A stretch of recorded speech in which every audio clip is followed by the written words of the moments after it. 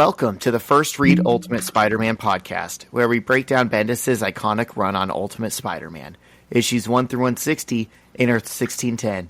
I'm Zach, and I'm joined, as always, by Experiment 626. Good morning. How are we? I'm great, Zach. Did you get that reference? No, I never do. Sorry. It's, Stitch. Oh, yep. Well, I could have gotten that one. I've seen that one before. I figured it's probably been a while for you. How you doing this morning?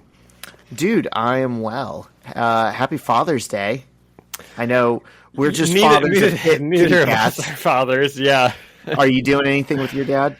Yep, I'm going over to my parents' house here with the rest of my family when pretty much when we finish up. Yeah, same here. Really? Yeah, we're doing a barbecue and a swim. That's what we're doing also. So that's just like the most classic dad thing ever, I guess. Yeah. So what did you get, Papa Armor? This is also like the most stereotypical dad thing ever. It's like one of those grilling aprons that says "Kiss the Cook." That is really stereotypical. What about you? Okay, would you get Papa Opat? This may be more stereotypical. All right, so my dad wanted car wash coupons, so I got him a gift card to the car wash place, and I happen to have like 3 or 4 gift cards to Topgolf from just teacher stuff, you know. And so I'm going to give him one of those also. Well, that's cool. Yep. Okay, really good sons over here getting some heartfelt gifts. Yep. That'll do until next year. Yeah, definitely.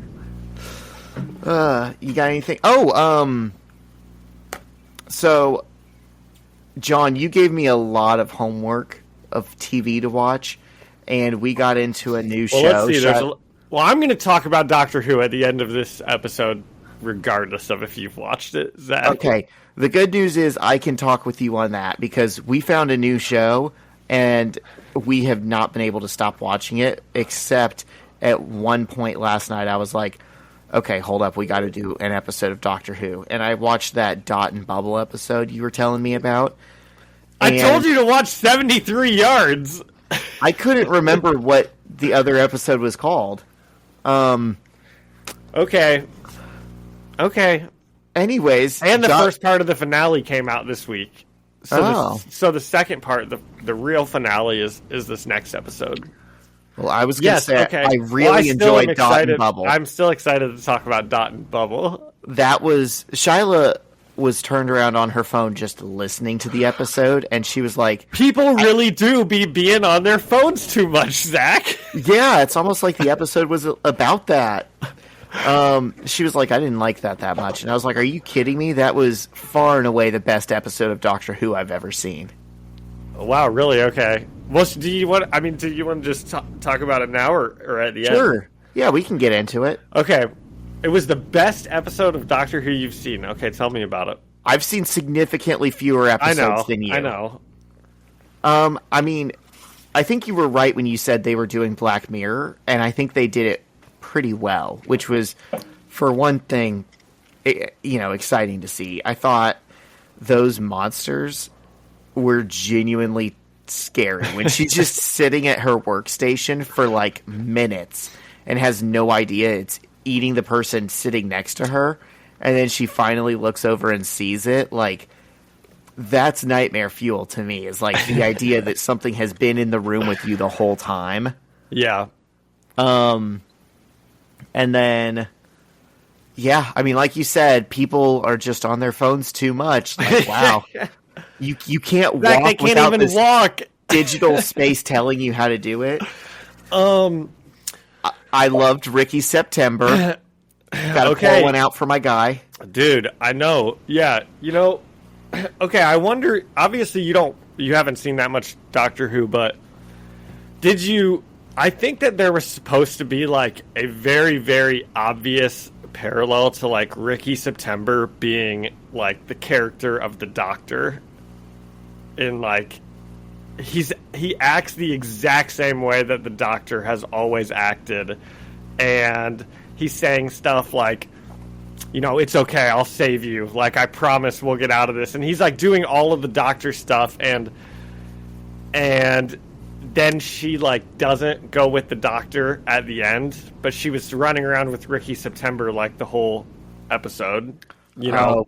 Yeah, she like adores one of them, and then the other one she's racist to. Yeah, dude, I loved Ricky September. Also, I know I was like waiting the whole episode for the twist to come that he was maybe like in on bad it, guy. Yeah, and he just wasn't.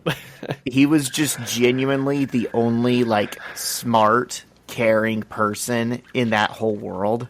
Yeah. So, did you get like the racist things that she was doing the whole episode on first watch? I assumed, you know, the first thing she does is the Doctor pops up on her screen and she like swipes away. And yeah, I'm kind of like, okay. And it actually pops up on her screen and it says like unauthorized message.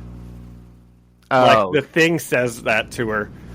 And then when Ruby pops up on the screen, it doesn't say that.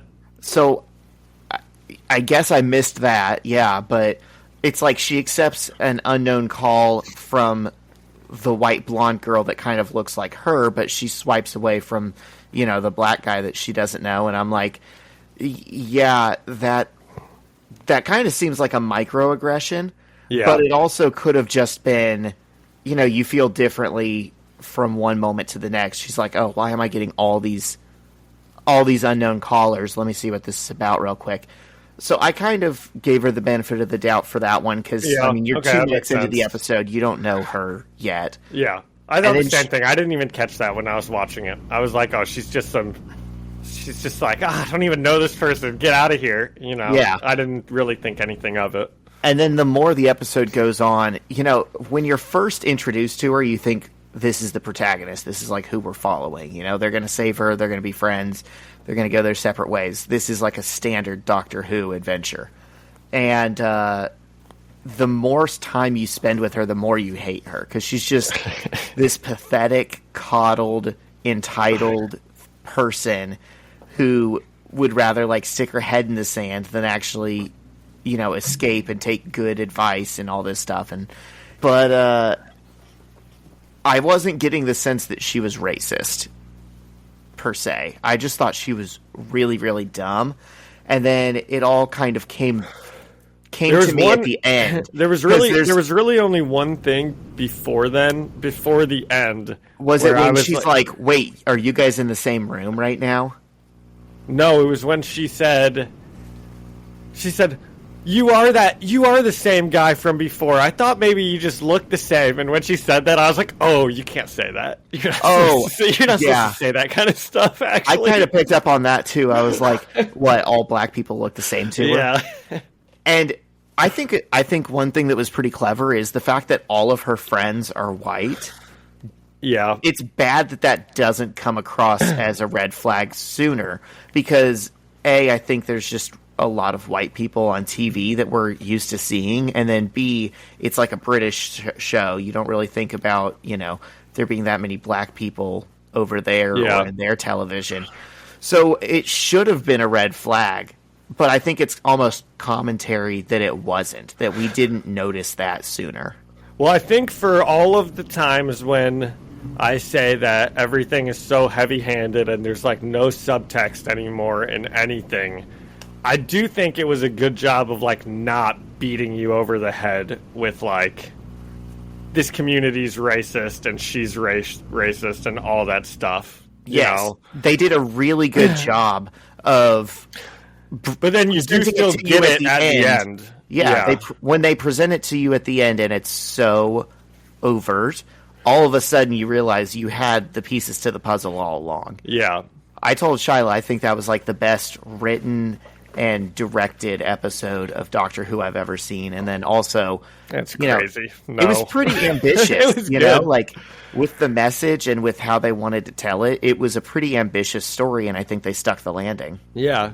And it's anti-rich, which I know. It is. You know? I like the fact that they were like, oh, so you guys are all like the trust fund babies.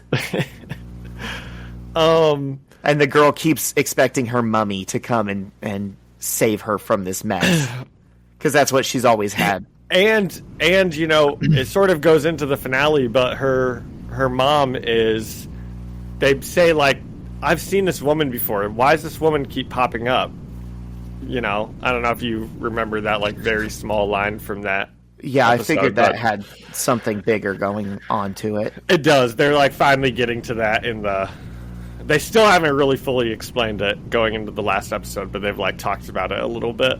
But, yeah, this whole season's pretty good. I was saying that it's all pretty Doctor Who fun stuff, you know? Yeah, I started to get it, like, the appeal of this show. And I know this was probably an episode... If you liked, like, the monsters and just, like, the... I feel like the guy who's running the show again is, like... That's very him. Like, I don't know. Those, like, fun monsters that are practical and they don't, like, look particularly, like, terrifying or anything, but there's something like still just like, I don't know. It's the way they move, the way they're used. It, you know, yeah, they're not like intimidating, like they're, you know, full of. They're still like kind of goofy and campy a little bit, and right. But the idea that one could be right next to you at any given moment, and you're so reliant on technology that you're just staring at your phone. Yeah. That's what's scary about it. Okay. Well, I'm still going to talk about the Doctor Who finale, and we might as well do it now because we're already on Doctor Who. So, you know, you always put the timestamps in the thing. There's one. I thought you were going to see 73 yards. I'm sorry, okay. I couldn't remember what it was called. Well, it's okay. Well, that's okay. We did talk about it. You know, I know. We made jokes about it. But... I should have remembered. Okay, so it's all about, basically the episode's about how, like, Ruby's getting followed by someone. The Doctor has, like, disappeared, and Ruby is getting followed by someone who is always 73 yards away. Never any closer. She's just always that far away. And, John, I will say, I probably will watch it now.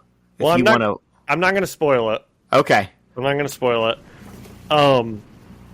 And in this finale, you don't really ever find out. It was one of the reasons I want to talk to you about it, is because there's like some questions that go on in it that I'm like, oh, I want to talk to Zach about this. But you never actually find out why it's like 73 yards away. And then in the finale, they specifically mention this like video really quickly, this like CCTV camera footage where they're like, there was CCTV footage of the event from 66 meters away. And I'm like, oh my gosh, that's going to have something to do with it. Because didn't we talk about it? That 73 yards is like 66 meters and they're the same thing. And surely those will have to have something to do with each other. That's awesome. I love well-written fiction. Yeah. Yep. Speaking of which, did you ask your friend who watches anime if he watches Spy Family? Well, I actually thought it was called Five Family. But I did text him and ask him that, and he said no. Well, yeah, because he's probably thinking there's a show called Five Family. But I'm guessing... I'm guessing if he got a text that said, do you watch Five Family?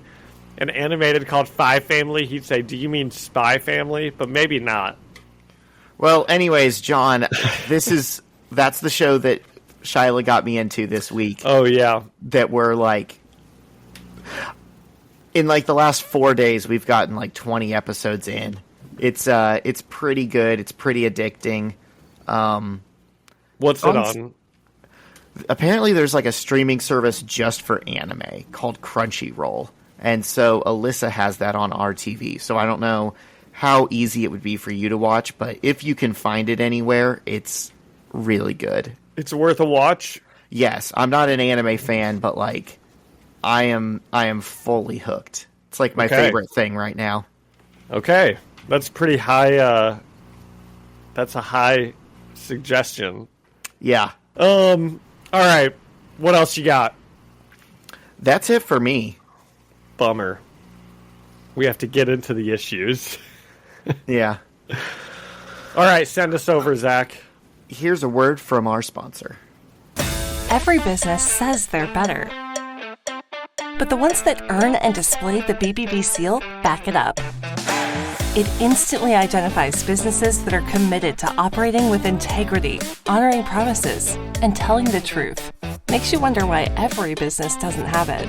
So look for it, because it's looking out for you. That's why it's the sign of a better business. And find a better business anytime at bbb.org.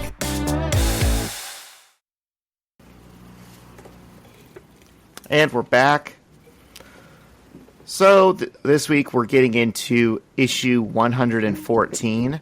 This is written by Bendis, penciled by Stuart Immonen, inked by Wade Von Gronbadger, colored by Justin Ponzer, and lettered by VC's Corey Petit. And so we open on Mary Jane running, scared through a crowd as Peter yells her name. And she's spooked because they just saw Norman Osborn on a wall of TVs in a storefront window, and they know that he's escaped.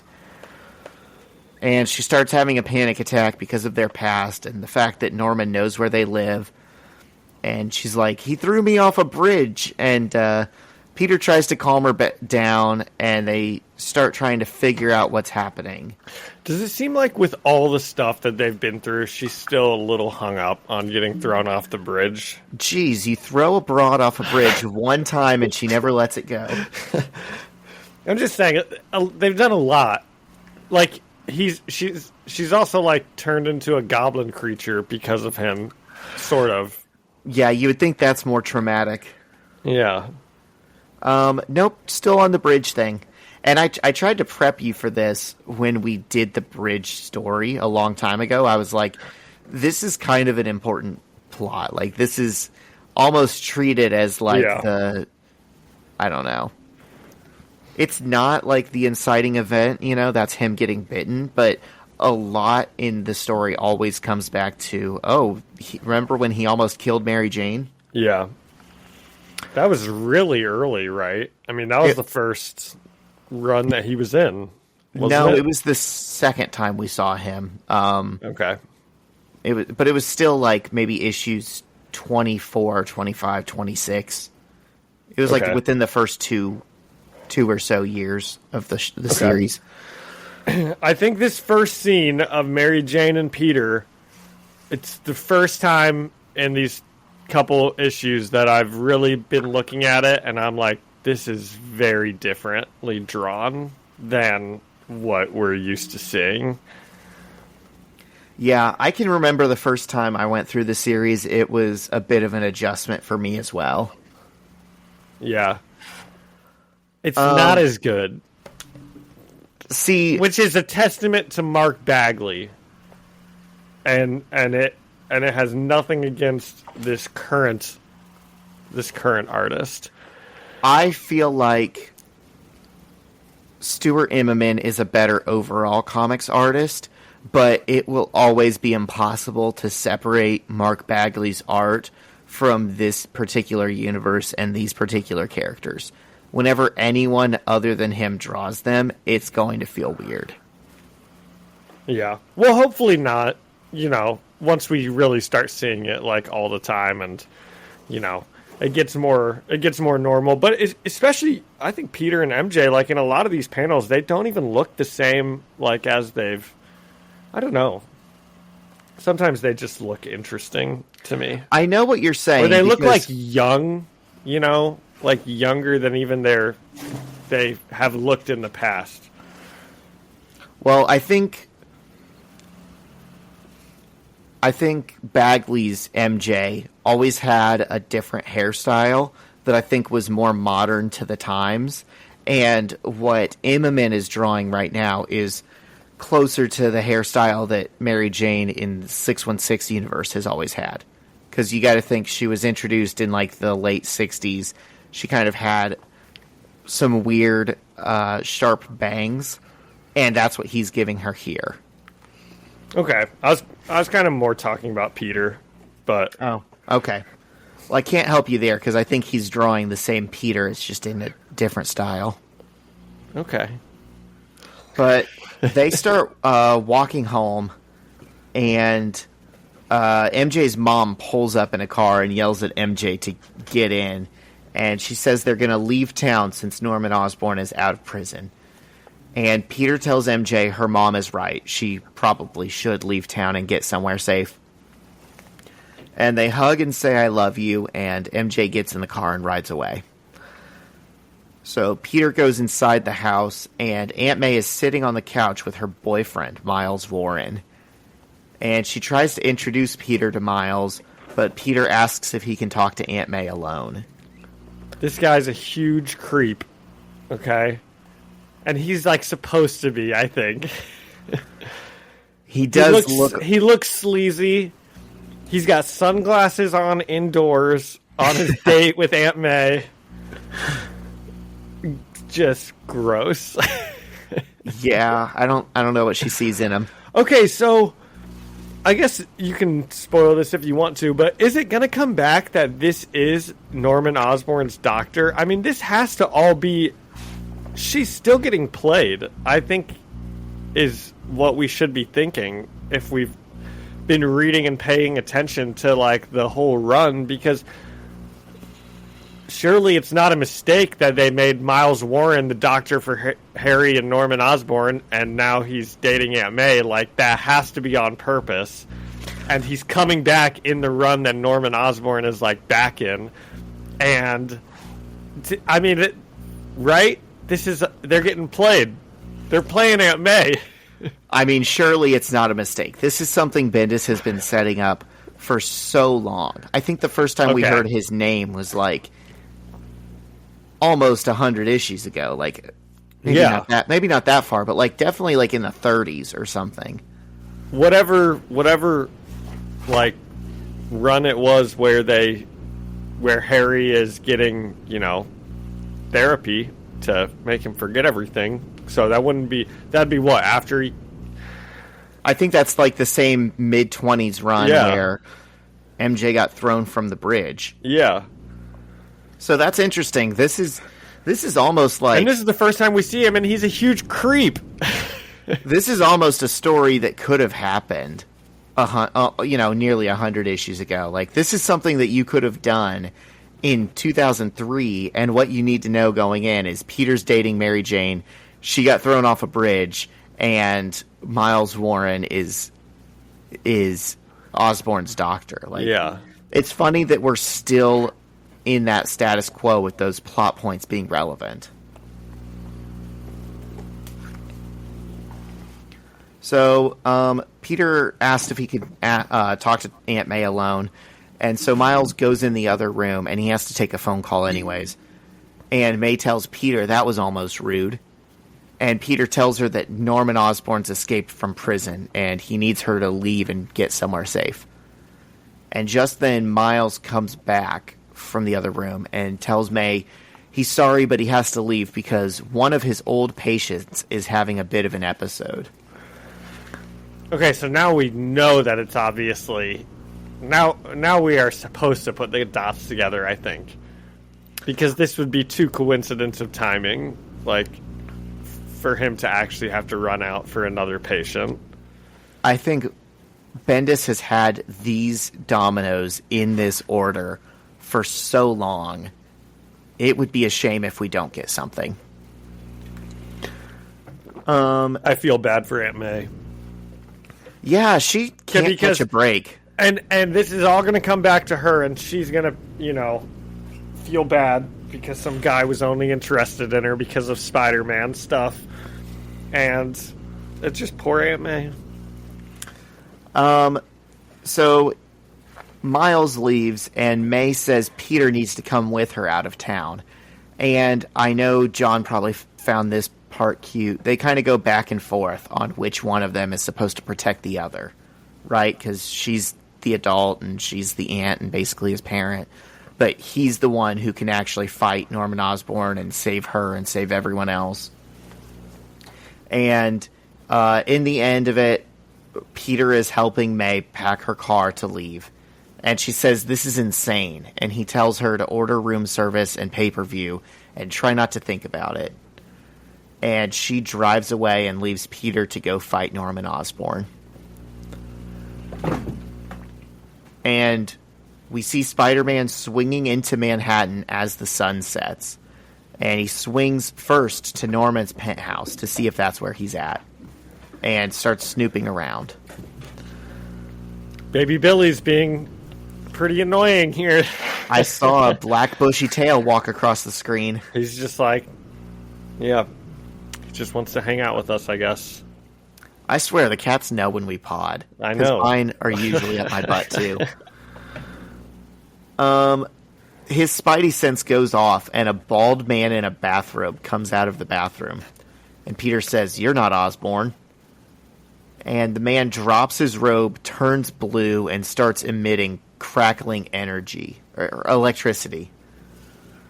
And Peter says, "Far out, it's Naked Electro Guy." And Electro yells, "It's Electro!" So I guess he did come back to Norman for work, and somehow that led to him taking a shower at Norman's house. Yeah, I wonder if Osborn even knew about this, or if he just snuck in. Helped himself. So they start fighting, and meanwhile, at what's left of the Triskelion, this is hilarious. Every time we go back there, there was that big explosion at the Triskelion, and there is a huge chunk taken out of it, like some giant entity just took a bite through the building. Like it couldn't possibly still be standing up. There would is topple over. No way it's still standing. But not only is it still standing, they're like above the destroyed area, still working in a functional building. Like they're still at their desks, the lights are on, theoretically the elevator's working, the plumbing's working, there's a fire burning below them. And above them. But it's all hands on deck. That reminds me of during is it Man of Steel, or it's like Batman vs Superman Dawn of Justice at the very beginning.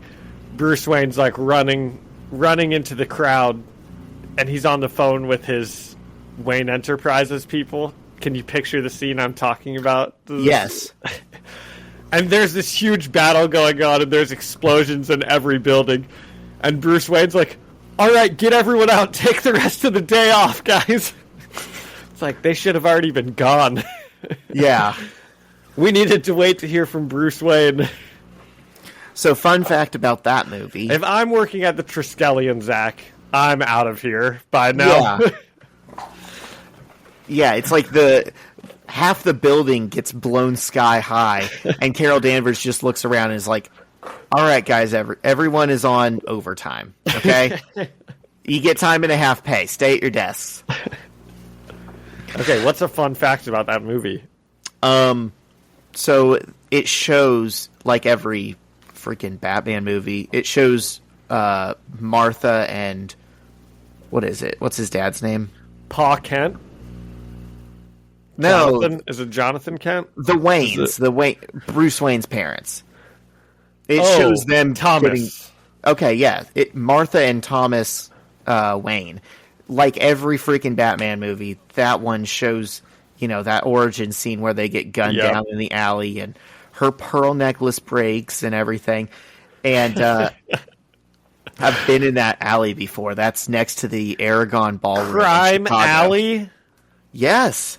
Wow. I was wrapped through it in a line waiting for Brand New in 2017 when I was seeing them at the Aragon Ballroom. Wow. It sure would be fun to get some fake pearls and recreate that scene. It sure would be fun to bring a gun and shoot people and recreate that scene. We're just recreating the Batman scene. Nothing to see here, folks. Everyone move on. Well, if there's one thing I like seeing in comic book movies, well, two things. Well, three things. It's both of the Waynes getting murdered every time, and it's Uncle Ben getting murdered every time. I need to see these happen in every single Spider-Man and Batman movie. Otherwise, how do you know? I won't know why they do what they do. I can't follow this plot because Yeah. I haven't seen if his parent figure has died yet. Yeah. I shouldn't have said this, but one time my 4-year-old nephew was like, I'm going to be Spider-Man when I grow up. And I'm like, yeah, you are, buddy. But it's going to be really sad when that means I have to die as your uncle so that, you have the motivation to be, take on great power and responsibility. And he's just sitting there playing with his Spider-Man toy, not even perceiving what I just said. No idea what you just said. Yeah. I'd make that trade. Uncle Zach dies, and I get to be Spider-Man. Yeah. I'd make that trade. All right. Back to the story. Oh, yeah, so they're in the building that's definitely going to collapse, but they're all just still working like it's fine. And Carol Danvers is arguing on the phone with the President of the United States, who watched the interview and seems to think Norman Osborn might actually be all right. And Carol is trying to... You can tell this is during the Bush years. Why is that? Can you not imagine George Bush just watching TV and they're like, this terrorist escaped from Guantanamo Bay and is on 60 Minutes, and he's like, actually, I was set up. I didn't do any of that stuff. And Bush is like, sitting in the Oval Office, compelling. Hey, Dick, get in here. Is this guy right? So Carol is trying her best to explain to Osborn, or to explain to the president that Osborn is a liar and a monster, when a nearby agent calls her name and says, we've got something. And we go back to Spider-Man's fight with Electro, where they're wrecking Norman's house until Electro flies off into the night. And this is something I don't think he normally does, but he's just running across his own electricity like he's Static Shock. Kind of looks like Iceman on an ice slide. Oh, yeah. So he's flying through the city doing that. And they start fighting and quipping through the streets. And it's all pretty standard stuff. And at some point, Peter gets punched into a building. And jetpacked S.H.I.E.L.D. agents appear and start shooting at Electro. But this is where they lost me, John, because I don't know the current state of S.H.I.E.L.D. technology. They're not shooting regular guns. They're like energy beams, but they're not just lasers that are ripping through him. They're just kind of hitting him and pissing him off. So I have no idea what these are. Neutralizers. We can assume, just based on the next issue. I think they mentioned that. Okay. But at the moment, it was confusing to me. So it definitely looks like guns. They're just blasting them. They're blasting in the city. New York's pretty scarcely populated, so this will probably be fine. Yeah. Famously, it's a city where you can just shoot neuroneutralizers willy-nilly and won't hit anyone. Yeah. So Peter rejoins the fight and swings a car tire on a web into Electro's head. This is a move that people will recognize from the PlayStation game, because you get to do that with manhole covers and stuff. Well, I was thinking this is a move that people will recognize from the end of Amazing Spider-Man 2, when he manhole covers Rhino's head. Yeah. It's always a treat when we see it, but I think at this point in the comics, it was a pretty rarely used move. And it's smart that he's doing it with a rubber tire to the guy who's made of electricity. Very smart. Peter's a smart kid. And then he wraps him up in a cable as the agents keep shooting Electro, and eventually Electro falls over defeated.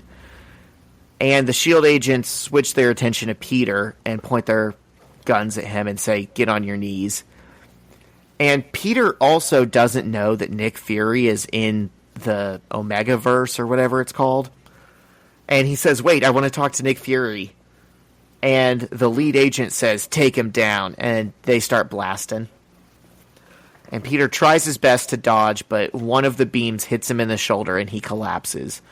And he wakes up in a Triskelion cell with a blue energy beam wall. And the issue ends.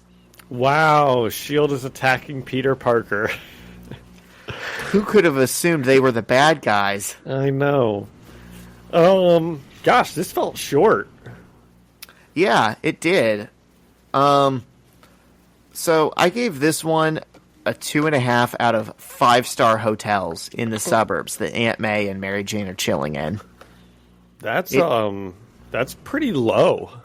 A 2.5. Okay. I realized that, but I just felt like there was not that much substance here. There wasn't really any moments that stood out. Like, the talking parts are so generic, and the fight is so generic, and by the end of the issue, we're almost no closer to the resolution of the story. The only thing that's happened is in the last panel, Peter gets taken into S.H.I.E.L.D. custody. This was just... I like some of the art, but it could be more clear what's happening. I just don't think this was anyone's best outing. I think I agree with you. And, I'm really bored by Carol Danvers running S.H.I.E.L.D. That's just not as fun as Nick Fury running it. I don't know. She doesn't have much of a personality. She's just like a no nonsense woman in a suit. Where's her terrible decision making? So here's what I think makes her a fun and interesting character. But maybe it's because we know Carol Danvers is Captain Marvel, and yet we're seeing her in this boring role that it's why even put Carol Danvers in the story if this is who she's going to be. So maybe that's part of it. She's Val Cooper. She should be Val Cooper. So in X-Men 97, that blonde woman who keeps coming up, they kind of changed her. She's works for the UN there, but usually she's kind of a government agent handler type person in this kind of role. That's how she's being written. This doesn't even feel like Carol Danvers to me. It feels like Val Cooper that we're calling Carol Danvers. And I think what they could do with this character, and I think what they're trying to do, it just isn't coming through, is it's fun, that certain people don't know Nick Fury's not in charge anymore, and she has a totally different managerial style than him. So it's when Peter's oh, it's okay, Nick Fury's my get-out-of-jail-free card. Well, buddy, Fury's not running the show anymore, and so it's egg on his face. But I think it's funny that there's almost some kind of, and it doesn't work perfectly because Nick Fury's a black man in this universe, but there's some kind of subtle message there that the man in this job can always fail upward and get a second chance, and you can tell he's just not really paying full attention to what he's doing at any given time, and still is given the benefit of the doubt. And she seems to be a pretty, she's all ball, She is trying to micromanage every situation and do it well. And the nature of running S.H.I.E.L.D. is it's more responsibility than anyone can really take on. So she is failing by actually trying, whereas Nick Fury didn't even give a and would fail, and people would just kind of write it off and say, well, he's still the best at what he does, Yeah. I think that could be the humor about her in this role, but we're just not getting that, We're getting little tiny doses of it, but it's not really coming through. Yeah, I don't think I would. I mean, I wouldn't have picked up on that really without you saying it. So it's definitely not coming through enough. Yeah. Okay. Well, I'll give this. Yeah, you made some good points. Okay, I'll give it also two and a half stars out of a 5-star resort. They're at like La Quinta Inn in That's fine. New Haven, Connecticut. Yep. They've still got some prepackaged yogurt and cereal that they can turn out of those little plastic things at their continental breakfast. So that's still going to be fine. Yeah. The window AC unit doesn't work all the time, but what are you going to do? No, that's not important. Anything else? Nope. Nothing else. Okay, issue 115. Spider-Man and Kitty on the cover. And they're back-to-back fighting. And this is the same creative team for the issue that Zach read.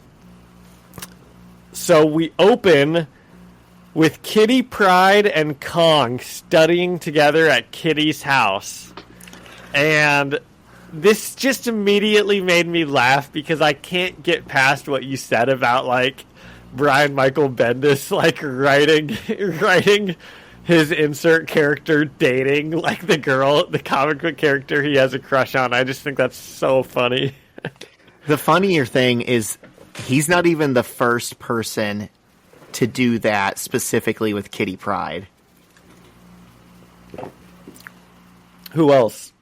In the 90s, in Excalibur, there was a writer named Warren Ellis, who we now know is a creep for other reasons, but he created a super cool, suave spy character named Pete Wisdom. So again, Kitty only dates guys named Pete or Peter.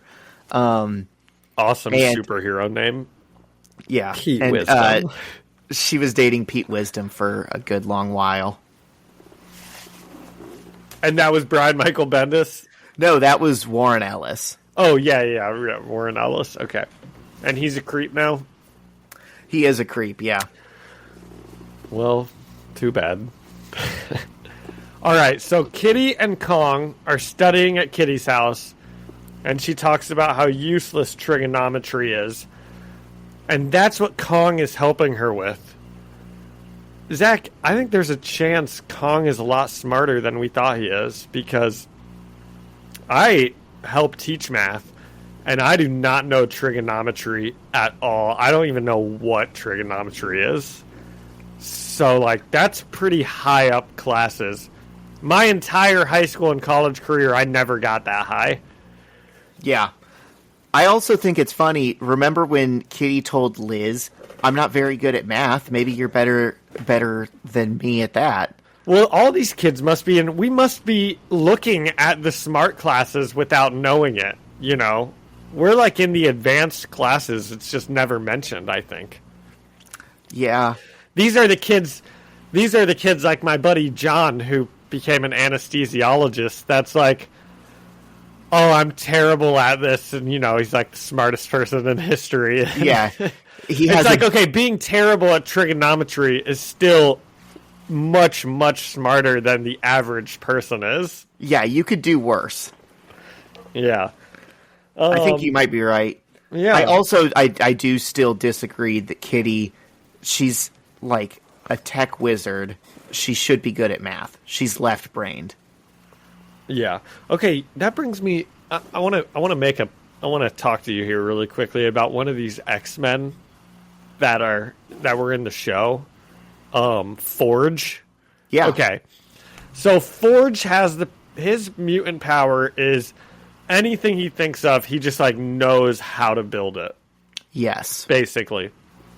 One, I don't understand how that works. Okay. Because wouldn't he have to be smart? But it seems like he's not smart. He like doesn't know these things until he's like building it. But you'd have to like learn how to. I don't know. I just don't understand it. But that's not even my point. My point is, how is that any different than like just Tony Stark being Tony Stark? How do we know Tony Stark's not like a mutant also, who's just like knows how to? He's just a genius, you know. So I think Forge is smart, but I think the point of his powers is it's kind of intuitive. Like, there are guys that maybe are not necessarily car guys, but have kind of an engineering mind, and they could take apart their engine and they could pick up a piece and they could just tell based on where it was and what it looks like, oh, this must be my fuel injector, and it looks like it's the problem, so let me just replace this or something. But they couldn't, like, teach a course on cars and tell people what the fuel injector is. Okay. It's just when they get under the hood, they kind of can figure out how things work together. Okay. Tony Stark is the guy who could write the textbook on the engine, and Forge is the guy who can take it apart and put it back together. Okay. I would feel really bad for Forge if he ever lost his powers. Because, like, everyone else losing their powers, their mental capacity is still at least the same, you know? I think his But would if Forge lost his powers, I think he might feel really stupid. Because all of a sudden he'd look at things and be like, I don't know how this works anymore. I used to know how all of the world worked, and now I don't know anything. Yeah, that's interesting. Yeah. He's like a really hard character to handle, because in, like, some of the recent comics, he's like, oh, okay, I am working on a way to, like, eliminate climate change and create sustainable housing for everyone on Earth and fix food shortages and stuff like that. And it's like, once he decides that's what he wants to do, it's gonna happen. It's inevitable. So you realize, you know, if he dreams big enough, he's kind of an impossible character to have in their world. And then you look at him and you say, why didn't you think of that sooner?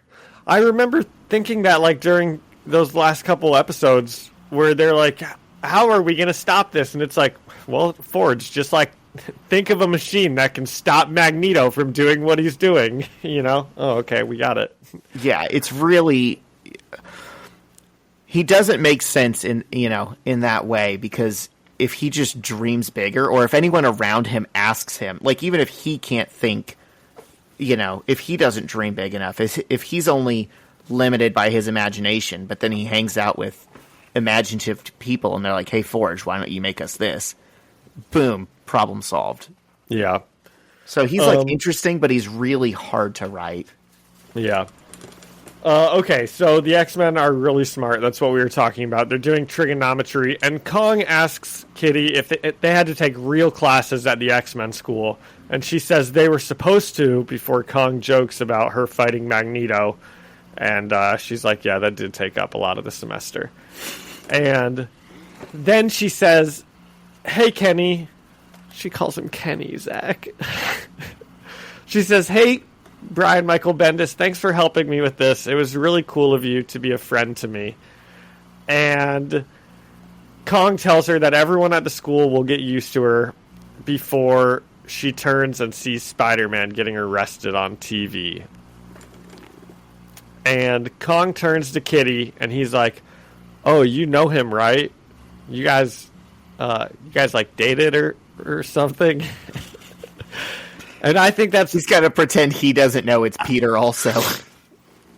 Oh, well, that's funny. I didn't even think of that, but what I was thinking of is, like, that's just such a classic thing. If he's, like, hanging out with this girl, like, kind of trying to date her, he's, like, trying to act cool about it, you know, but he's like, oh, yeah, didn't you guys date or something like that? Like, obviously Kong knows Kitty Pryde and Spider-Man dated. Yeah. But yeah, that's funny. He is, like, pretending because we've talked about that before, and we think that he does know it's Peter. It's funny, they're watching the screen, and he's like, whoa, and she's like, and he's like, they arrested him, and she's like, and it's like, she's watching it, and I think you can see the gears turning in her mind right there, where she's like, man, I really hate Peter right now, and I'm having fun with Kenny, and now I gotta go save his ass. Okay, so that I love that you just mentioned that, because, yeah, so Kitty says Kitty interrupts Kong when he's like, oh, you guys dated or something, right? And Kitty interrupts him and says she has to go take care of whatever's happening. And she asks Kong if she can kick him out without being rude and if they can study tomorrow instead. And yeah, she is probably like, oh, God, screw this guy. My ex-boyfriend is just like, can you just get your house in order, Peter? Okay. The one time I try and have a good night, get dragged back into Peter Parker nonsense. So back at the Triskelion, Peter has been detained by Carol Danvers, and she tells him that she's the new Nick Fury. And she says she's playing a game. Not a game she invented, and not one she's good at, but it's a game that has to be played. And Peter says, is it Hungry, Hungry Hippos? It's where 4 plastic hippos are trying to gobble up a small white ball, because I kind of feel like the little white ball. And Danvers says, you are funny. And that's pretty much the whole scene. And we don't, I want to, she's kind of sounds crazy herself, doesn't she?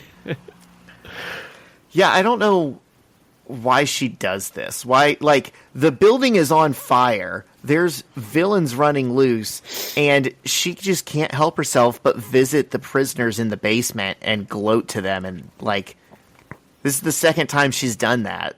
And why? I don't understand this game that she's playing. I don't know. She's kind of a boring character, I think. She just, like, walks around and says stuff. Boring.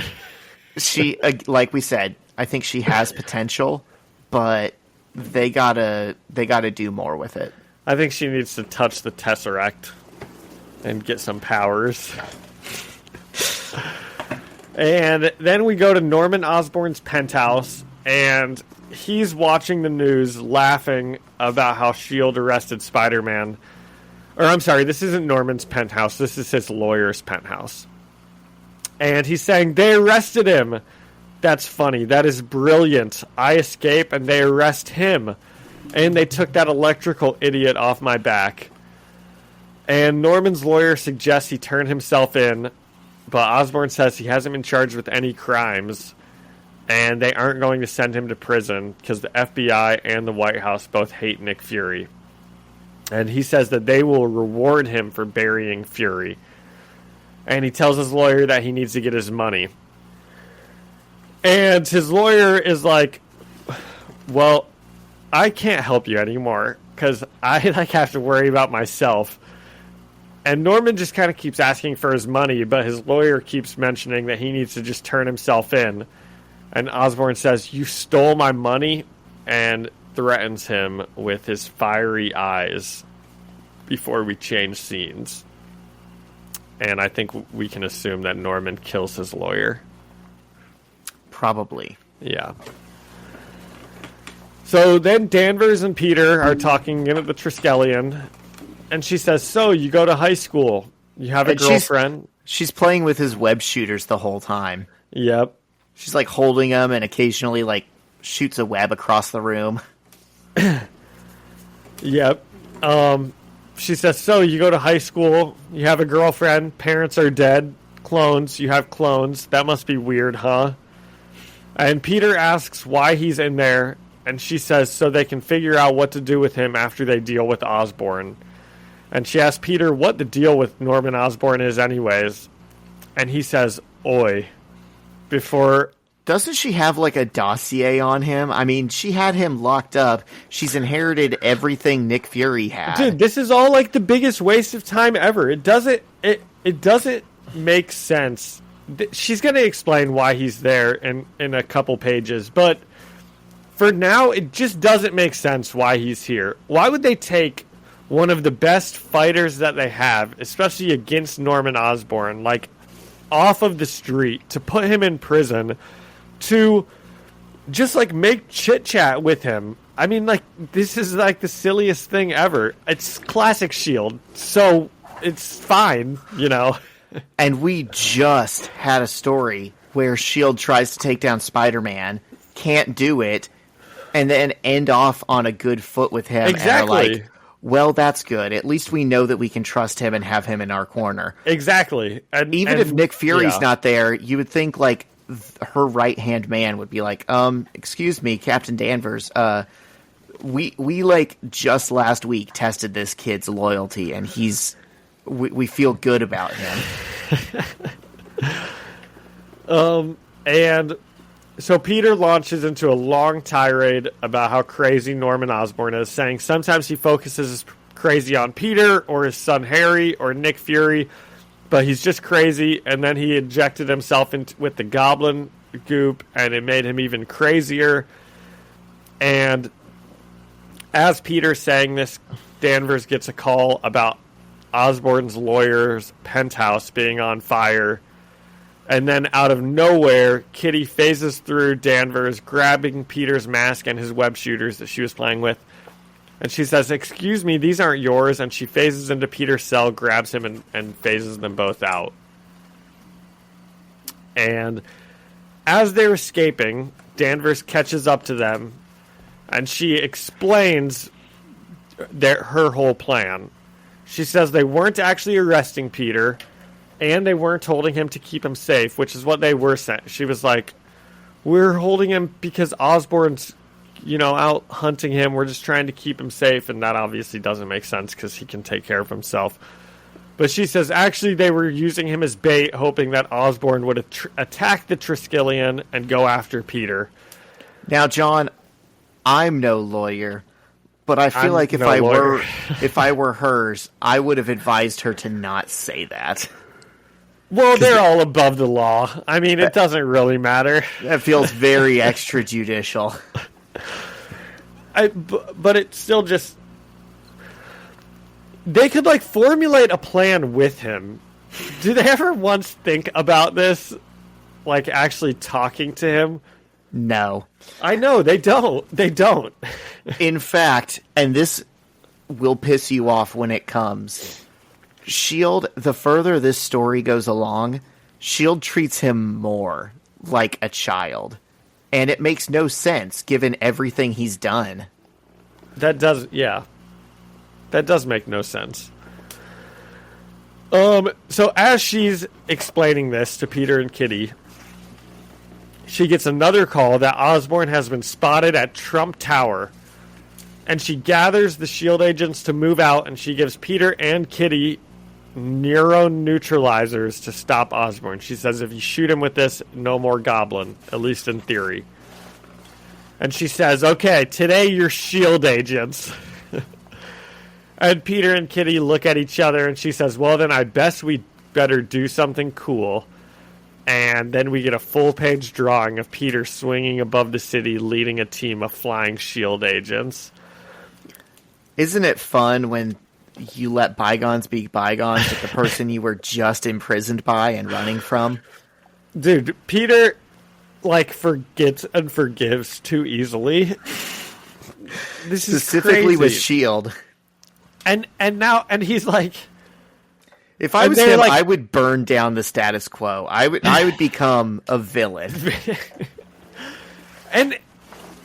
This kind of reminds me of the scene in Infinity War where, everything goes to and they're on Thanos' spaceship and Iron Man's like, okay, you're an Avenger now. And, it's this, cool moment because, that's something Peter cares about a lot. Even though, we as an audience know Tony doesn't care about this at all. And, they're, in space about to die. But the music plays a little bit and Peter gets a determined look on his face. And it reminds me of this. She's like, okay, you're S.H.I.E.L.D. agents now. And they're like, better do something cool. S.H.I.E.L.D. is the worst thing ever. Why? Peter would be like, uh-oh. Or he'd be like, no, we're not. If anything, you're following our orders now. It's like giving a little kid those, cheap plastic fireman hats and a water hose. And you're like... All right, you've made it. You're a firefighter. You're an FBI junior detective now. Good job, kid.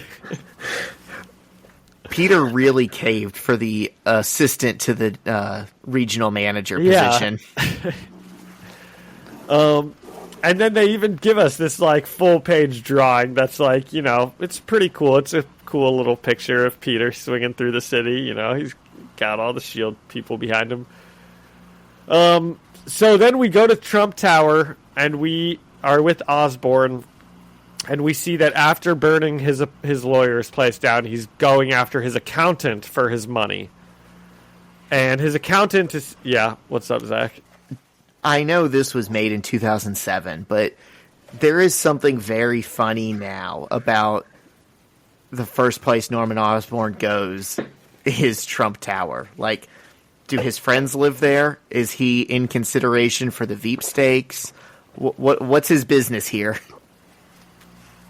That would be funny if he was meeting... if he was meeting up with Donald Trump, his realtor.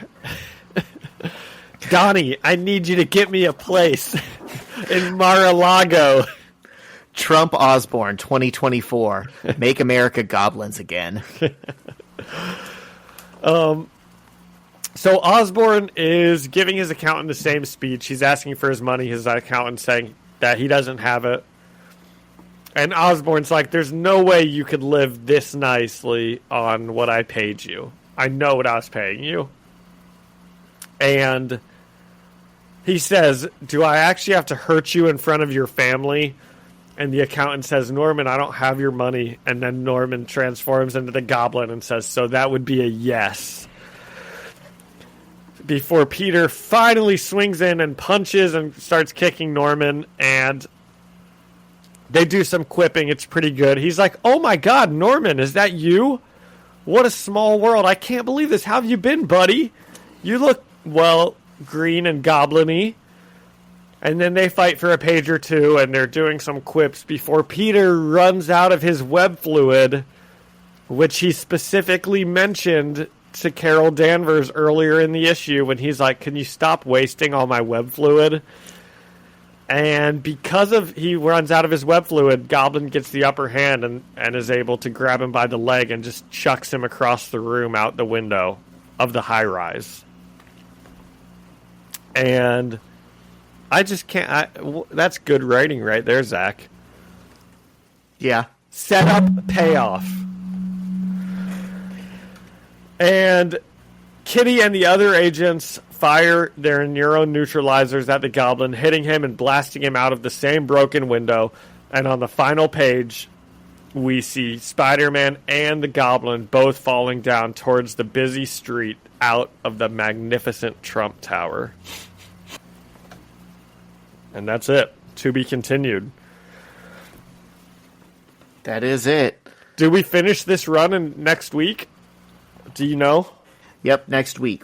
Issues 116 and 117, I think, finish out the Death of a Goblin story. Oh my gosh. I mean, it's called Death of a Goblin, so this is like...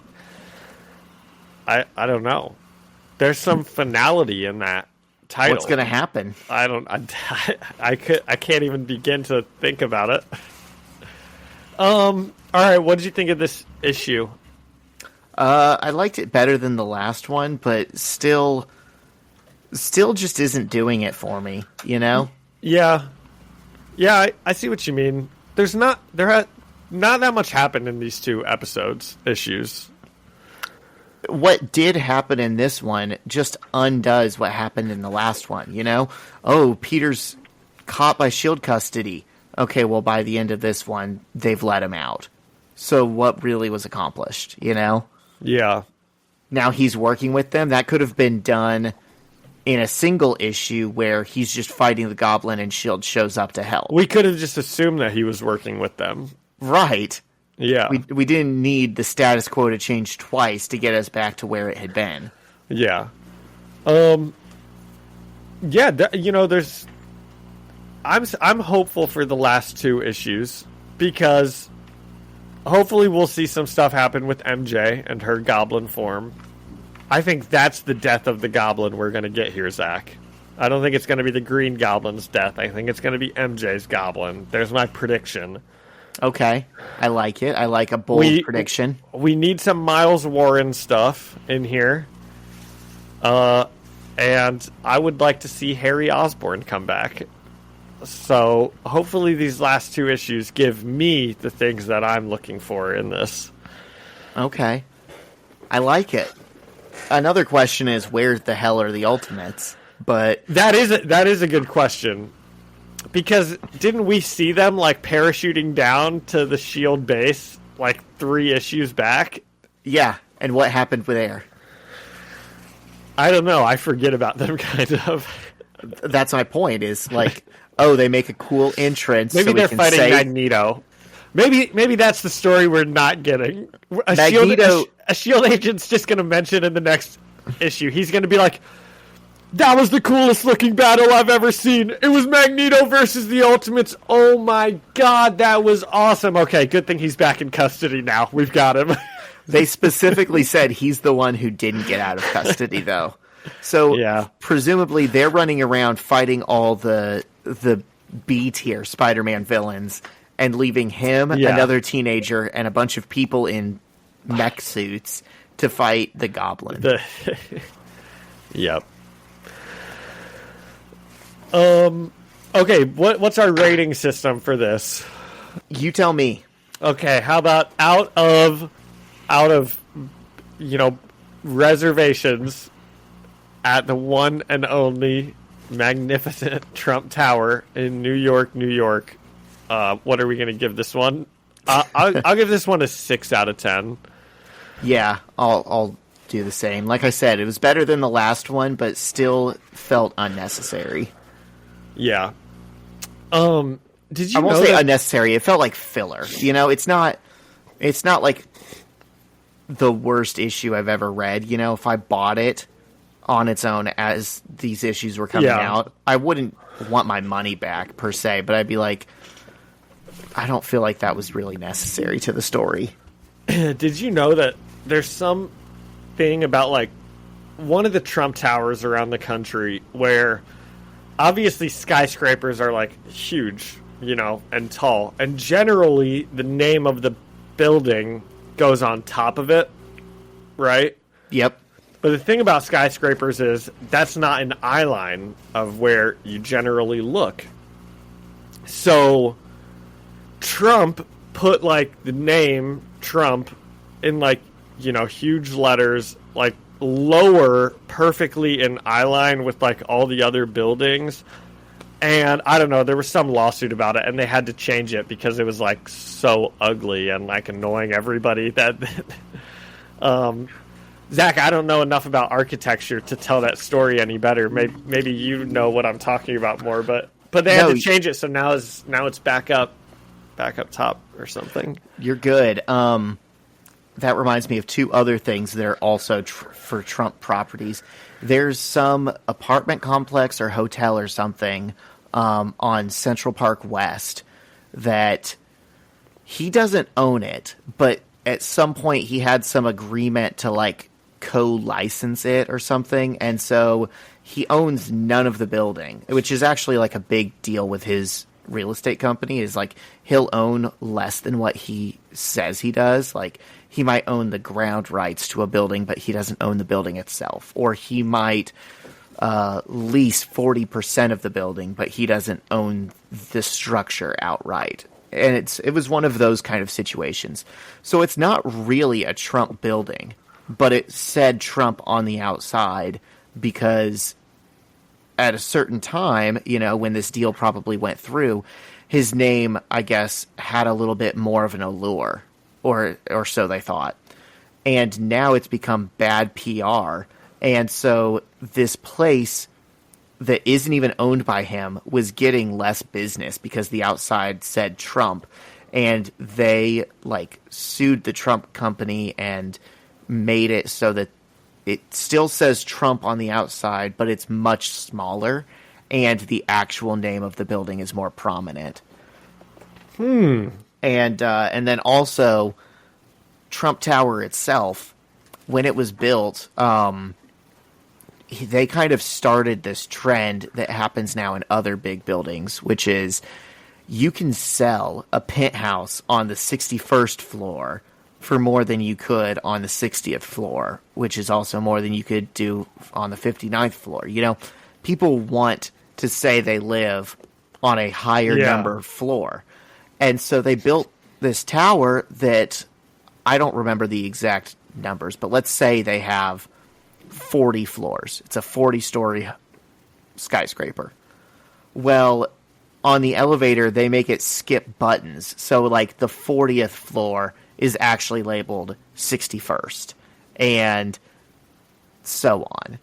And at some point, there's just, like, a missing 20-floor gap where it's like, oh, yep, floor 13 leads up to floor, the very next one is floor 33. Oh, my gosh. Dude. And that's like the stupidest rich person thing I've ever heard. It's the dumbest, like, marketing ploy, dude, to raise rent prices. That is literally... he did it, and it worked, and now other people do it. Because rich people are idiots, dude. It's like... Can you imagine anything stupider than that?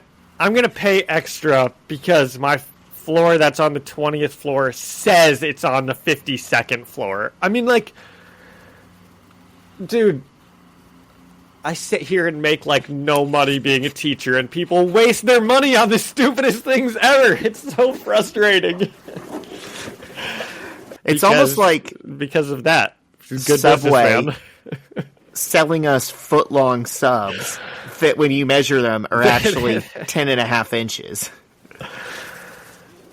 It's all just how you... It's not what you say, John. It's how you say it. And also a little bit if what you say. It's cool. It's cool that like everything in our economy just basically revolves around how to scam people for the most amount of money. For real. Yeah, that's a good economy. Okay, good. We rated that one 6 out of 10. 6 out of 10. Trump votes. I think it's cool that as he would say, and he's going to be president. As he would say, that's 8 out of 10 votes. Because we just made up an extra 2. Because, usually, Zach, the presidents aren't criminals until they start doing things in the White House. And this one will be cool because he's already a criminal, and then he'll become president. So that's kind of fun. And he's been a criminal in the White House, too. And he's double jeopardy. Yeah. That means he's fine. I once at a family outing, or like family, whatever. My big extended family was like together for a holiday, and I made the mistake of saying offhand, well, yeah, like all presidents are also war criminals. And my little cousins, like 6, 7 years old, thought that was the funniest thing, and were running around the rest of the day in front of like their parents and my grandparents and everyone. They're like, who's your favorite war criminal? Incredible. Yes. That's how you mold the minds of the youth, Zach. See, when I'm like teaching, I have to be sly with all of my socialism, and we'll just be talking about basketball players getting paid. I think maybe I've said this before, but they had some project about like, do basketball players get paid too much? And I have to like try to take the kids aside and be like, but look at how much the owners are making, guys. So the basketball players are actually underpaid, okay? Because the owners are making this much. If you want teachers to get paid more, that's fine, but we don't have to take it away from LeBron James to make teachers get paid, because that's what they always say. They're always like, NBA players make this amount of money, and teachers and doctors only make this amount. And it's like, okay, those two aren't related though. Anyway, I was like, where did this come from? So we're getting political on presidents being war criminals. Shyla was talking to my dad the other day and was like, okay, so what was the deal with like the atomic bombs? Like there was 2 of them and that ended World War II, right? Like what's the story there? And he starts talking about how, well, it was necessary because a land invasion of Japan would have cost us 1 million soldiers, and they would have fought to the last person. So, it was the more humane thing, and it was necessary to nuke those 2 residential cities. And we left, and I didn't want to start a fight, and we got home, and I was like, hey, ignore everything he said. That was definitely not necessary. That was a war crime. We've never lost 1 million soldiers in any war, let alone that one front that was almost over. this guy is he's been duped. This is interesting. There's a lot of articles about this. I just Googled really quickly, did the atomic bomb save lives? And there's a lot of articles going both ways, but I could see how this would be propaganda. Oh, it 100% is. Yes, the atomic, like this very first one is like, it saved thousands and possibly millions of Japanese lives and even more Asians in general, and, you know, all of the American lives, it said. So this is like really saying, you know, like, wow, we definitely had to do that. Everything he said was so dumb because he's like, well, we had to show them the power of this bomb that we had, so they knew not to mess with us. I'm like, okay, cool. Drop it in the ocean off their coastline where they can see it, or drop it on a military target. Don't drop it in a residential populated city on people just going to school and work. Yeah, that's really messed up. And, you know, America, like, didn't even join in World War II until this stuff with Pearl Harbor happened, I think. And that was, like, after a lot of bad stuff had already been being done. Like, I don't know, dude. Japan had been in China for years at that point, yeah. Well, and the Nazis had been, like, doing their thing for, like, you know. We didn't enter the... Everyone thinks that, like, you know, that you see the hats that are like 2-time World War champion, and I'm like, yeah, because we jumped in at the very tail end of both of them. Like, yeah. Really, I'm pretty sure the Soviets. That's exactly what I was about to say. Yeah, fought more of both of those wars, and they get like a ton of hate for, like, I don't know. Sometimes you hear people saying, like, the Russians were, like, just as bad as the Nazis. And maybe they were. I don't know at all. I'm not a history buff, but... No one was just as bad as the Nazis, John. I think you can feel confident saying that. I do feel confident saying that. Those are Red Scare storylines from the Cold War that we told ourselves then. There's so much that propaganda in the U.S. education system. We've just truly never incredible. Deprogrammed our Cold War feelings, you know? So they're still kind of there under the surface. Yeah. Luckily, our listeners have us to educate them. On the #1 comic book sports politics podcast in the world. Hell yeah. Okay, I think we've got some extra stuff this week, right? We already talked about Doctor Who. We do, yeah. But, okay, here. Wait, let me just really quickly.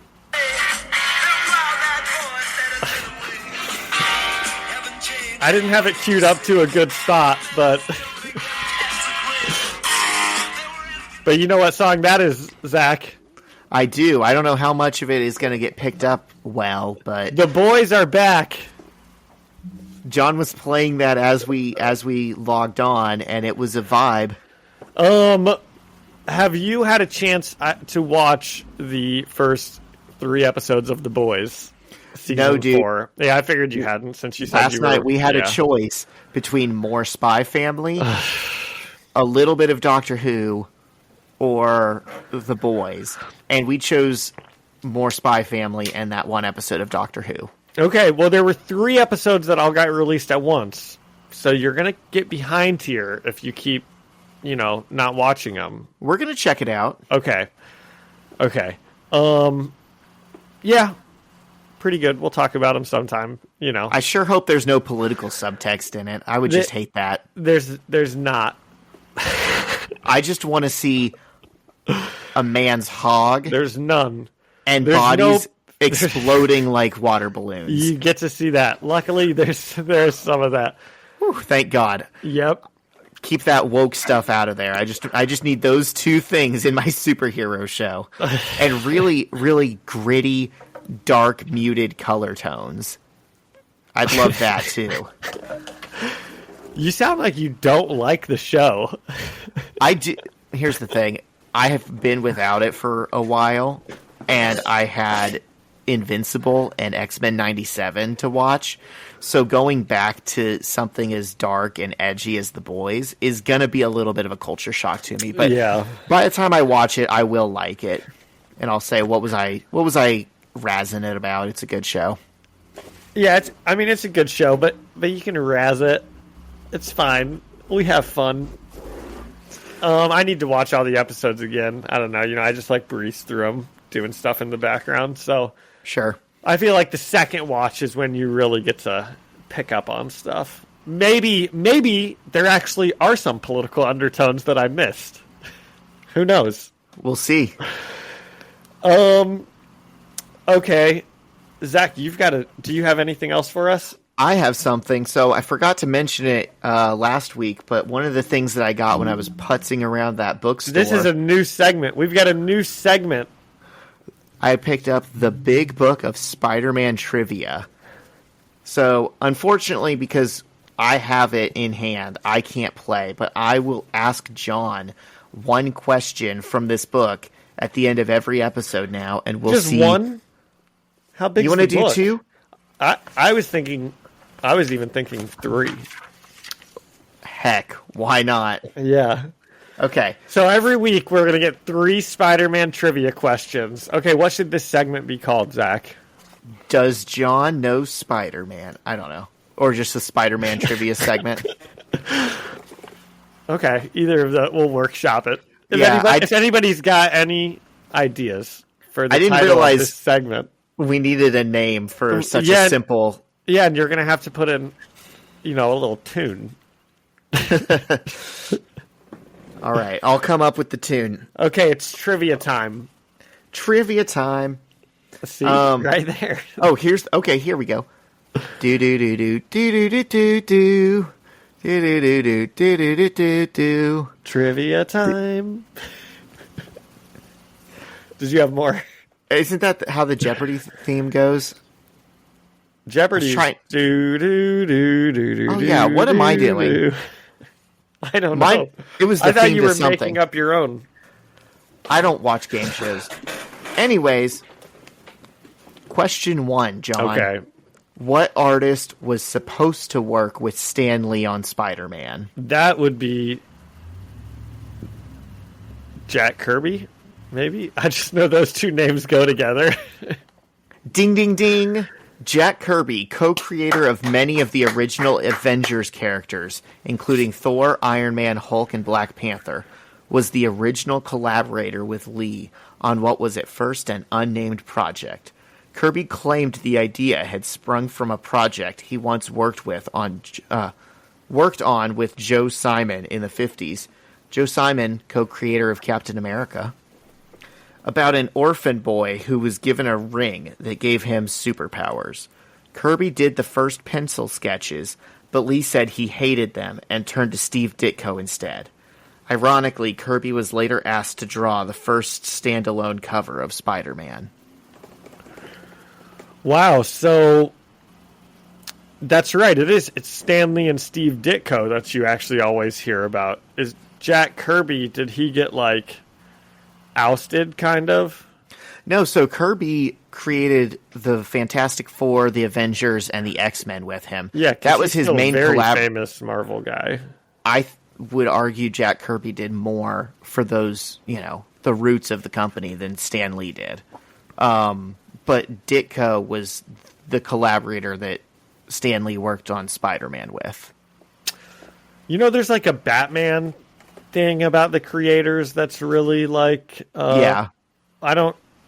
Bill Finger, I think, and something like Self. I don't know. I can't remember the names. Do you remember what they are? Who they are? I don't, but that's a common thing that happens in comics, unfortunately, is when a character gets popular, and there's not that much money in the industry, then the writer and the artist will both say, well, hold on, I think I deserve, yeah. And there's even something about the name being on the cover. There's, I don't know, maybe Bill Finger's name got taken off the cover, or maybe it got put on the I don't know, I don't remember, right? I wish I was Forge. and I just knew things when I thought of them. Well, he doesn't know trivia. He just I knows need a how to machine. build things. I need to build a machine that makes it so I know every trivia question, no matter what. Oh, that'd be a computer, I guess. Yeah. John, I bet you have one in your pocket right now. Yeah, I bet I do. Okay. Okay, number 2, 1 for 1. Oh, Okay, well, we kind of just went over this one. Which artist co-created Spider-Man with Stan Lee? Steve Ditko. Yes. 2 for 2. Though Lee famously took credit for the creation of the character on his own, Good for him. His partner on the project was artist Steve Ditko. He worked for Atlas Comics, the precursor to Marvel, after stops at several other comic book producers. Ditko had also once studied at the Cartoonist and Illustrator School in New York City under famed Batman artist Jerry Robinson. Oh my gosh, I thought it was going to say like Bob Kane or Bill Finger. It was Bob Kane. I just did look it up. And that was yeah. Wow. All right, question 3. Are you ready, John? I'm ready. 2 for 2. In which comic book did Spider-Man first appear? We've read it. Yeah. Okay, that would be like 1965. The Amazing Spider-Man #1. Spider-Man appeared in the anthology comic Amazing Fantasy number 15, cover dated August 1962. It was the final issue of what had previously been known as Amazing Adult Fantasy, which is why Stan Lee believed... That sounds really pornographic. It does, right? I've always thought that too. Which is why Stan Lee believed he was allowed to include the character. Spider-Man passed the test and was on his way to having his own book and eventually much more. So were those Amazing Adult Fantasies, were those just like one-off stories? They were anthologies, yeah. So, you know how like American Horror Story is like different seasons tell different stuff? It would be kind of like that. It was whatever they wanted to write would end up in the book. Oh, man. Okay, 2 for 3. Yep. Not bad. All right. I'm going to fold my page so we know we're on question 4 next time. Oh, you're not just picking fun ones. You're going in order. Yeah. I figured it'd be easier so we don't double dip. Yep. Okay, well, listeners, you can also keep track of your trivia scores. I'll try to keep track of mine. I'm 2 for 3 right now. Would you have gotten all 3 of those if I asked them, Zach? Yes. Even the third one, you would have known the exact, what that is? Amazing Fantasy number 15? Yes, I know what Amazing Fantasy 15 is.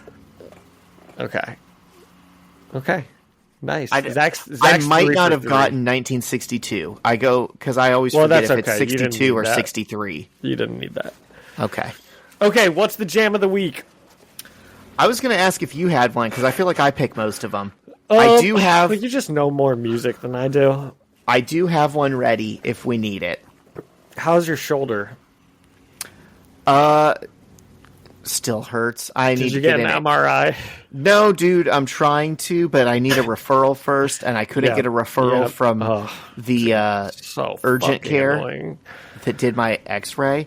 So now I have to go to my family doctor, and I hate my family doctor. They just don't do anything. They just want my money, so John. Annoying, dude. That's a good economy we've got here, They just want me to show up. It's good that medical care has to go through like 18 different things before you can just like get an MRI done. Yeah, it's the worst. Okay, so do you know what Treece Fest is? Nope. CHREECE. It's a thing here in Indianapolis. It's like a hip-hop, rap, electronic festival that's one day in Fountain Square in all these little venues, like Atomic Bowl and Square Cap Vinyl. Okay. And they just get all of the like local Indianapolis rappers get to, play at these venues, and you get your wristband and you just walk That's across the interesting. street I didn't back get and forth. an invite to that, so Well, I'm telling you now. I guess they didn't get all of the Indianapolis rappers. Oh, yeah. Yeah. They forgot, what would your name be? What would your street name be? Little J? Insect 662, whatever it was. What am I? What was the thing from Experiment today? 626? Experiment 626, yeah. Yeah, okay, that's a hard rap name. I dig Yeah. it. But anyways, I've never gone before because normally rap isn't my thing. But the early bird tickets were $35, and it's a cool concept, and I'm kind of down for anything that sounds fun. So I'm going to this little DIY rap festival here in Indy, but the headliners are like national acts, and they got Dem Franchise Boys. Do you remember them? No. Surely you No. know their hit song "Lean With It, Rock With It." Of course. That's Dem Franchise Boys. That's like their one hit, yeah. So I'm going to be seeing Dem Franchise Boys, and I'm very excited for Lean With It, Rock With It, which used to be in every sports video game back in the day. Definitely. This is kind of a one-hit wonder episode today because we've got Dem Franchise Boys, Lean With It, Rock With It, and then do you even know who makes The Boys Are Back in Town? I guess I assumed it was like one of my dad's bands that I don't listen to or care about, like AC/DC or Meatloaf. This is actually kind of a trivia question here because they are truly a one-hit wonder band, and it's Thin Lizzy. Huh. Who No, I didn't you've realize probably that. never even heard of unless you know them from The Boys Are Back in Town. I mean, I think if you had said Thin Lizzy, I would have said, oh, yeah, that's like a hair metal band or something, right? Like something from the 80s. But I wouldn't have known that was their song. I guess I thought it was someone more famous. Yep. Huh. Okay, Well, nice. so is that the jam of the week? Lean with it, rock with it. It is for me, man. I love it. That's a good one. Okay, do you have any comments you want to read before we send it out for the week? Yes, I want to apologize because this one sat in my requests for a while. It's not like specific comments, but it does point to the fact that I try to be more active now on our Instagram. I post things on the story, and sometimes I do little memes about the stuff I read. So Zach's a big memer. Did you post? Did you just send it to me, or did you post that thing about like the millennial like? I posted it, yeah, dude. When I hate the word skibbity so much, and when that thing changed to skibbity, man, I was like, wow, I hate that, and that is the most like this generation thing I've ever seen. Walking down the halls at school, all I hear is about like skibbity toilet and skibbity something, and I just hate it. El Riz, that's not Sigma, Ohio of you. Oh my gosh. You're looking hella sus. Yeah. Oh my gosh. The future's fine. We're in good hands. Definitely. So Jacobo Ramon Garrigus, I really hope I said that right, has been a true number one friend of the pod, responding to all my silly little things. I posted a shirt that this bootleg artist guy made for Ultimate Spider-Man that I actually pre-ordered and have coming, and he said it goes hard. And then when we were covering when Peter was breaking up with Kitty and going back to MJ, I made a little meme of him talking to Aunt May in the hospital bed, and Aunt May's like, I wrote over their text bubbles, so I made them say this. I had Aunt May say, Peter, I heard you broke up with Kitty. I'm so sorry. And he goes, nah, Aunt May, she broke. I'm up. And then he's wearing like sunglasses, and you hear dink, dink, dink, dink, dink, dink, dink, dink, dink, dink, dink, dink, dink, dink, from the next episode by Dr. Dre. Like he's just this gangsta. That's funny. She broke, I'm up. And he said, damn Petey, LOL. about to head back into work and catch up the newest read, though. And then I had another one that he appreciated. Do you know, I don't even know if I sent you this, but do you know this, like, iceberg meme? Yep. Did I send you this where I made one for our pod? For Zach's dad, something about Bin Laden? Is that what you just said? I don't think you did send me that. Okay, so I made the iceberg meme for this podcast. So at the very surface level, this is about Ultimate Spider-Man, right? You go one level down, and it's really about sports and MCU updates. Can you show me? Can you flip this around, or screenshot it and text it to me like as quickly as you can? Yeah. Okay. Oh well, I can sort of see it, but I'll send it to you. Okay. But I just made this meme where it's like, oh, this is what we actually talk about on our Spider-Man podcast.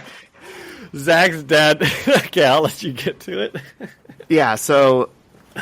This is like the order of things. So at the very top, from top to bottom, Ultimate Spider-Man, sports, MCU updates, the Ultimates, X-Men, pyramid schemes, Nick Fury being a goober, Doctor Who, gambling, jam of the week, Daredevil, movies, politics, pretty fictional ladies, grammar, architecture, Reed Richards, fantasy football, middle school drama, stage diving, goblin, Zach's dreams, a bird getting caught inside a microwave, and then at the very depths of the ocean, Zach's dad radicalizing Bin Laden. That's awesome. And Jacobo said, yeah, this sums it up. That's awesome. So thank you for writing in. I'm sorry I I didn't see it sooner. It was in my requests, not my inbox. But thank you for always hyping up my stupid memes. Well, I've got a comment here on the YouTube channel from Papa Styles also, and it's from the episode last week. And he says, the best part of this episode is the palpable concern John has when Zach is telling his concert story. Very reminiscent of telling your mom a story about some stupid you did in high school. Another banger, gentlemen. Keep up the good work. Thanks, Papa Styles. Thank you. And Zach still hasn't gotten his MRI. Hopefully by next week. Hopefully. All right, is that everything? I think that's it. All right, and look, we've got another cat. This is Omaha? You should know who these cats are by now, Zach. I should. Is My that cats Omaha? do not look the same at all. Did I get it right? No, this is Percy. Oh my god, I'm Omaha's sorry. like all gray. How do you not? I should know this. I'm sorry. It's okay. It's okay. So, thank you for Ian Hickey for our music and Alyssa Seaman for the artwork. And thank you all for listening and leaving us a review or a comment. You can find us the First Read Ultimate Spider-Man podcast on Spotify or Apple Music or anywhere else that you find podcasts. And you can come and chat with us and leave us a comment on Instagram at First Read Podcast. Send us an email at firstreadspidey@gmail.com or find us on YouTube, First Read Ultimate Spider-Man podcast. See you next week. Happy Father's Day. See ya. Happy Father's Day.